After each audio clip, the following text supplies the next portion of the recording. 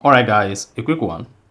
Here, I'll detail how to disable auto answer calls on iPhone. So, if your phone automatically pick up all incoming calls, maybe after a couple of seconds, whether on AirPod or not, then this video is going to walk you through how you can easily disable this. So if at the end of this you find this offer informative, please don't forget to like and then subscribe. Now, to disable auto answer calls on iPhone, all you need to do is go ahead and open your iPhone settings. On the settings page, scroll down, locate and click on accessibility. Scroll down the page, click on touch under physical and motor. Now, once you selected touch, scroll down, locate call audio routing. Then under call audio routing, go ahead and click on auto answer calls.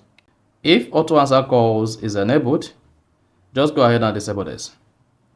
And then when next you have an incoming call on your iPhone will stop picking the call automatically. So that is exactly what you need to do to stop or turn off auto answer calls on your iPhone. So if you found this offer informative, please don't forget to like and then subscribe.